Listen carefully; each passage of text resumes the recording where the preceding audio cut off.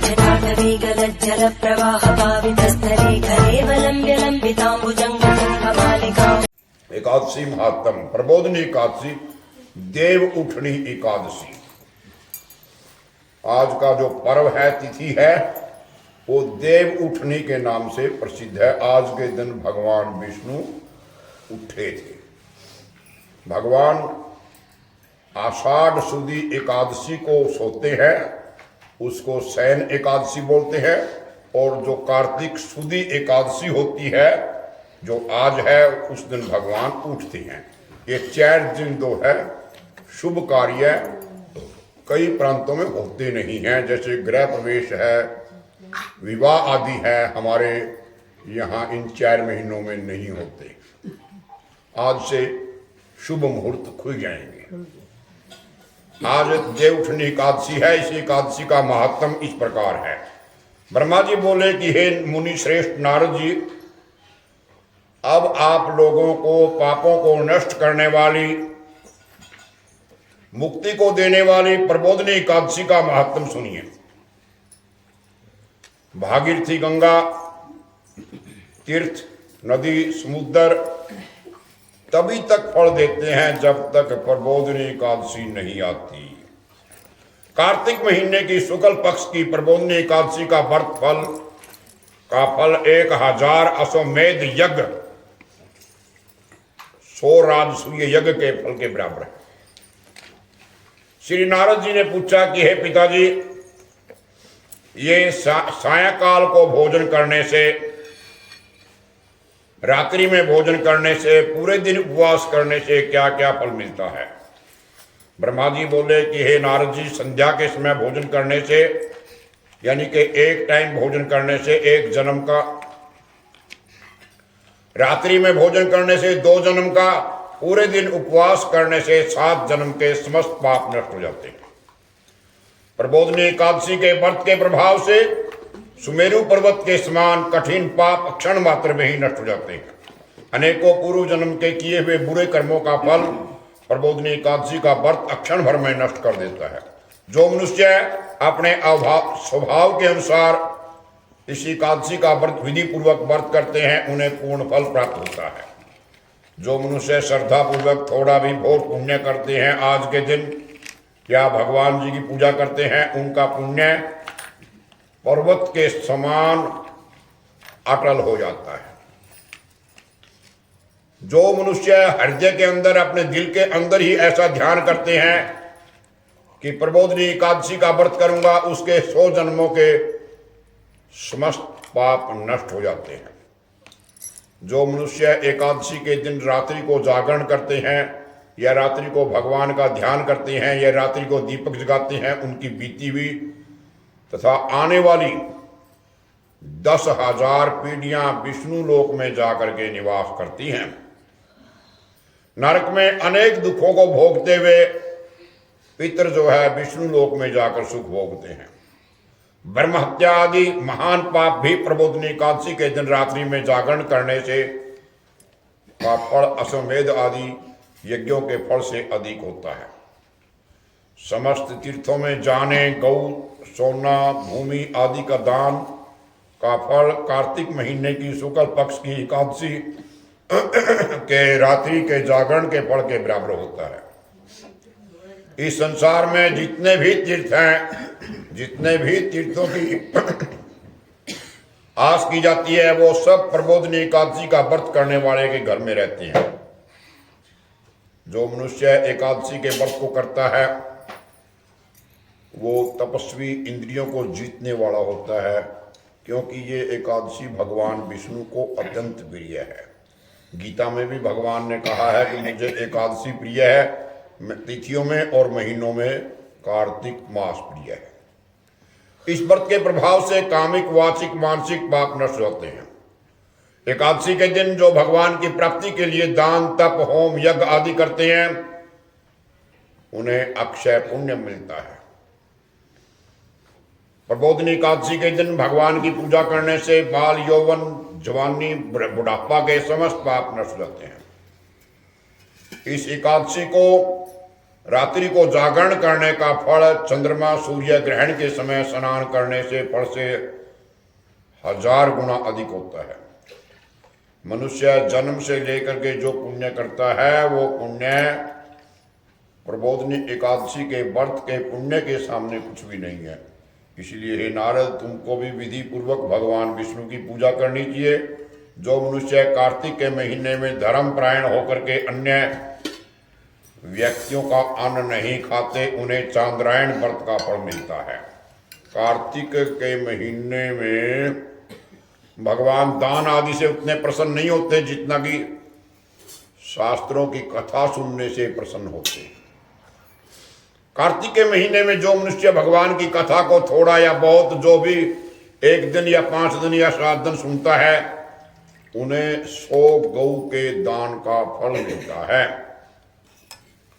अतः मनुष्य अपने कल्याण के लिए भगवान विष्णु की कथा सुनते हैं, अपने कुटुंब का उद्धार करने के लिए 1000 गौ का दान का फल पाते हैं।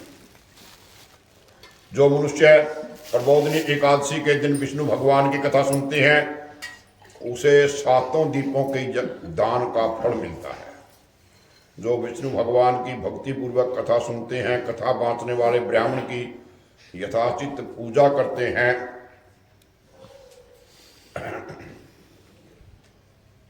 उदाहरण कहिए, कैसा व्रत करने से कौन सा पुण्य मिलता है।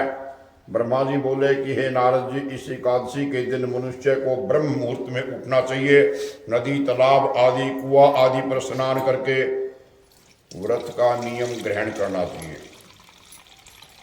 उस समय भगवान से विनती करनी चाहिए कि हे भगवान, आज मैं निराहार रहूँगा, आपकी पूजा करूँगा, आपकी कथा सुनूंगा, दूसरे दिन भोजन करूँगा, इसलिए आप मेरी रक्षा करें। इस प्रकार विनय करके भगवान की पूजा करनी चाहिए। रात्रि को भगवान के समीप गीत गाना चाहिए, नृत्य करना चाहिए, बाजा बजाना चाहिए, भगवान के सामने प्रसन्न होना चाहिए, कथा आदि से व्यतीत करना चाहिए।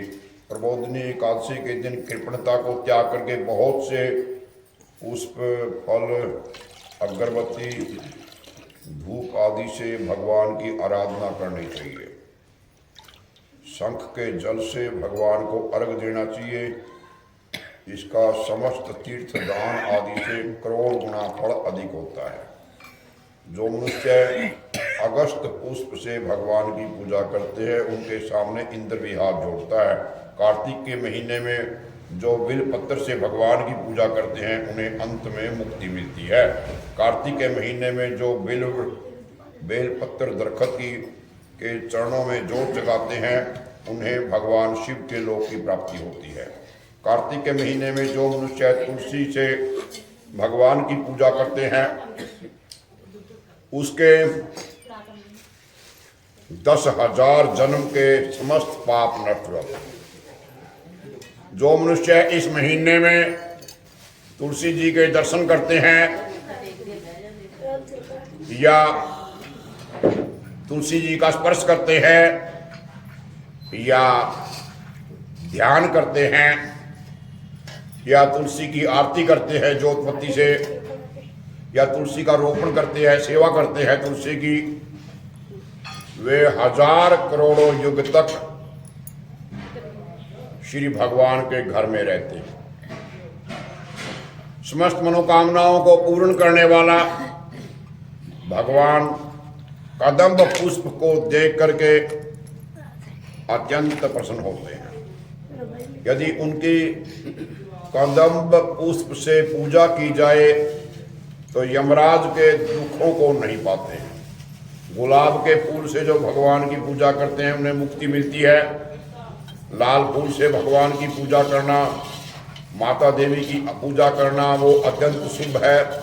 जो मनुष्य बकुल आदि अशोक के फूलों से भगवान की पूजा करते हैं, वे अत्यंत काल तक शोक से रहित होते हैं, उनको कोई अनिष्ट नहीं होता है। जो मनुष्य भगवान विष्णु की सफेद और लाल कनेर के फूलों से पूजा करते हैं, उस पर भगवान अत्यंत प्रसन्न होते हैं। भगवान विष्णु की हरी दूब से हरी दुब से जो पूजा करते हैं वे पूजा के फल से 100 गुना फल अधिक पाते हैं। जो भगवान की समी पत्तर से पूजा करते हैं, जंडी के पत्ते से पूजा करते हैं, वे यमराज के मार्ग को सरलता से पार कर जाते हैं। जो मनुष्य चंपक पुष्प से भगवान की पूजा करते हैं वे आवागमन के चक्कर से छूट जाते हैं।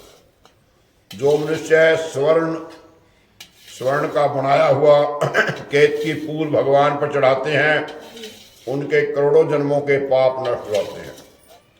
जो मनुष्य भगवान को पीले लाल वर्ण कमल के सुगंधित फूलों से पूजा करते हैं उन्हें श्वेत दीप में स्थान मिलता है। इस प्रकार रात्रि में भगवान की पूजा करके प्रातःकाल शुद्ध जल की नदी में स्नान करना चाहिए। स्नान करने के पश्चात भगवान की पूजा करनी चाहिए। इसके बाद पूर्ति के लिए ब्राह्मणों को भोजन करना चाहिए। दक्षिणा देकर मीठे वाक्यों के द्वारा सभा करनी चाहिए। इसके उपरांत भोजन, गौ और दक्षिणा से गुरु की पूजा करनी चाहिए। ब्राह्मणों को दक्षिणा देकर के नियम को छोड़ देना चाहिए। ब्राह्मणों को यथाशक्ति दक्षिणा देनी चाहिए। जिस ब्राह्मण को रात्रि में भोजन करावे, लंबी कथा है पूरी, उसे स्वर्ण के समान बैल दान करना चाहिए। मनुष्य यात्रा स्नान करते हैं, उन्हें दही यात्रा में स्नान करते हैं उन्हें दही शहद दान करना चाहिए। जो मनुष्य फल की इच्छा करते हैं, आशा करते हैं, उन्हें फल का दान करना चाहिए। तेल की जगह घी और घी की जगह दूध और अन्नों में चावल दान करना चाहिए। जो मनुष्य इस व्रत में भूमि शयन करते हैं उन्हें सब वस्तुओं के साथ सैया दान करना चाहिए। जो मौन धारण करते हैं उन्हें स्वर्ण के साथ तिल दान करना चाहिए। जो मनुष्य बालों को धारण करते हैं उन्हें दर्पण दान करना चाहिए। जो मनुष्य कार्तिक के महीने में जूता दान करते हैं उन्हें जूते का दान करना चाहिए।